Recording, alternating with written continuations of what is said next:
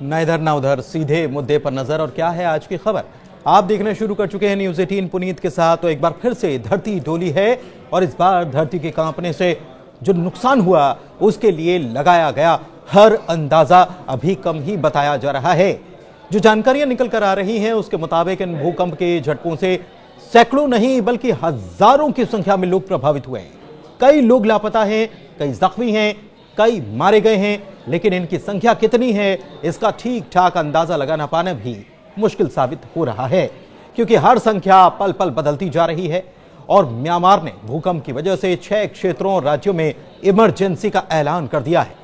Myanmar और Thailand में शुक्रवार को भूकंप के तेज झटके महसूस किए गए और इसकी तीव्रता 7.7 आंकी गई। जानकारी के मुताबिक भूकंप दोपहर 12:25 पर आया, जिसका केंद्र बांग्लादेश सीमा के पास मांडले में था। यूएस जियोलॉजिकल सर्वे के मुताबिक म्यांमार में भूकंप के पहले झटके के 12 मिनट के बाद ही दूसरा झटका आया। दूसरे भूकंप की तीव्रता 6.4 थी। भूकंप का केंद्र सागाइंग से 18 किलोमीटर दक्षिण में था। अमेरिकी जियोलॉजिकल सर्वे और जर्मनी के GFZ के सेंटर फॉर जियो साइंस ने कहा कि भूकंप का केंद्र म्यांमार में धरती में 10 किलोमीटर नीचे था। लेकिन चीन की सरकारी न्यूज एजेंसी शिन्हुआ ने चीन के चाइना अर्थक्वेक नेटवर्क सेंटर से जो हवाले से खबर दी है उसके मुताबिक भूकंप की तीव्रता 7.9 बताई गई है। भूकंप इतना जोरदार था कि इरावती नदी पर बना एक बड़ा सा पुल जो है वो गिर गया। दूसरी तरफ म्यांमार की राजधानी नेपिडो में सड़कों पर भी दरार आ गई। इसके झटके भारत, थाईलैंड, बांग्लादेश, चीन समेत 5 देशों में महसूस किए गए हैं। इतना ही नहीं, थाईलैंड की राजधानी बैंकॉक में भी भूकंप के तेज झटके महसूस किए गए और वहां पर कई इमारतों को खाली करा लिया गया। दूसरी तरफ म्यांमार के बड़े हिस्से में इमरजेंसी का ऐलान किया गया है। USGS के अनुसार भूकंप का केंद्र बर्मा के संगोंग शहर से 16 किलोमीटर उत्तर पश्चिम में मांडले शहर के पास स्थित था। यह राजधानी से लगभग 100 किलोमीटर उत्तर में है।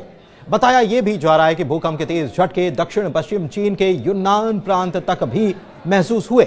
बैंकॉक म्यांमार के भूकंप के केंद्र वाली जगह करीब 1000 किलोमीटर दूरी पर है। हालांकि यहां पर भी इतना जोरदार झटका महसूस किया गया कि निर्माणाधीन इमारत ही ढह गई। इसमें 43 मजदूरों के फंसे होने की खबर मिल रही है। हालांकि इनकी संख्या की पुष्टि अभी भी पुख्ता तौर पर नहीं हो पाई है। यह संख्या ज्यादा भी हो सकती है। जो खबरें आई है उसके मुताबिक बैंकॉक में दोपहर करीब 1:30 बजे भूकंप आने पर इमारतों में चेतावनी अलार्म बजने लगे और घबराए हुए लोगों को ऊंची इमारत और होटल से सीढ़ियों से नीचे उतार दिया गया। बैंकॉक क्षेत्र में 1.7 करोड़ से ज्यादा लोग हैं, जिनमें से ज्यादा ऊंची इमारतों में ही रहते। बैंकॉक में ऊंची इमारतों की छतों पर बने स्विमिंग पूल से पानी छलकने लगा। उसका पानी भूकंप के कारण बाहर आ गया और कई इमारतों से मलबा भी गिरने लगा। भूकंप का असर म्यांमार, थाईलैंड, बांग्लादेश, भारत और दक्षिण पश्चिम चीन समेत 5 देशों में देखा गया। यहां के कई इलाकों में तेज झटके महसूस हुए। पीटीआई न्यूज एजेंसी के मुताबिक भारत में कोलकाता, इंफाल, मेघालय और ईस्ट कार्गो हिल्स में इसके झटके महसूस हुए। बांग्लादेश में ढाका, चटगांव समेत कई हिस्सों में 7.3 तीव्रता के झटके आए। म्यांमार में 12 मिनट के बाद फिर से 6.4 तीव्रता का एक आफ्टर शॉक भी महसूस किया गया। दरअसल म्यांमार में धरती की सतह के नीचे की चट्टानों में मौजूद एक बहुत बड़ी दरार है जो देश के कई हिस्सों से होकर गुजरती है। यह दरार जो है म्यांमार के सागाइंग शहर के पास से गुजरती है और इसीलिए इसका नाम सागाइंग फॉल्ट भी पड़ा है। यह म्यांमार में उत्तर से दक्षिण की तरफ 1200 किलोमीटर तक फैली है और इसे स्ट्राइक स्लिप फॉल्ट कहते हैं, जिसका मतलब यह है कि इसके दोनों तरफ की चट्टानें एक दूसरे के बगल से हॉरिजॉन्टल दिशा में खिसकती हैं, ऊपर नीचे नहीं खिसकती। म्यांमार में कई बड़े भूकंप इसी सागाइंग फॉल्ट की वजह से आए हैं। वैसे आपको बताएं कि भारत और म्यांमार की सीमा पर बीती 11 मार्च को भी भूकंप के झटके महसूस किए गए थे और इसकी तीव्रता 5.3 आंकी गई थी। इससे पहले 2012 में 6.8 तीव्रता का भूकंप आ चुका है।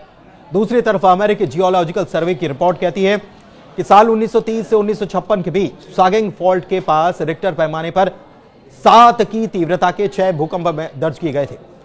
प्रधानमंत्री मोदी ने भी म्यांमार में हुए प्राकृतिक प्रकोप पर चिंता जताई और एक्स पर लिखा कि म्यांमार और थाईलैंड में भूकंप के बाद की स्थिति से वे चिंतित हैं। सभी की सुरक्षा और भलाई के लिए वे प्रार्थना कर रहे हैं और भारत हर संभव मदद के लिए तैयार है। इस मामले में आपने अपने अधिकारियों को तैयार रहने के लिए कहा है। और विदेश मंत्रालय से म्यांमार और थाईलैंड की सरकारों के साथ संपर्क में रहने के लिए कहा है। लेकिन जो हालात बने हैं उसमें कई सारी बातें उठ रही हैं। सवाल यह कि क्या अब भूकंप के बाद सुनामी आ सकती है? तो इसका जवाब यह है कि बड़े भूकंप के बाद सुनामी की आशंका हमेशा बनी रहती है। दरअसल एक बड़ी तीव्रता वाले भूकंप के बाद सुनामी की आशंका इसलिए होती है क्योंकि ऐसे भूकंप समुद्र तल के नीचे या उसके आसपास उत्पन्न हो सकते हैं, जिससे कि समुद्र के पानी में बड़े पैमाने पर हलचल होती है। इससे टेक्टोनिक प्लेट्स में अचानक और शक्तिशाली हलचल होती है और सुनामी आने की स्थिति भी बन सकती है। फिलहाल इस वीडियो में इतना ही। धन्यवाद।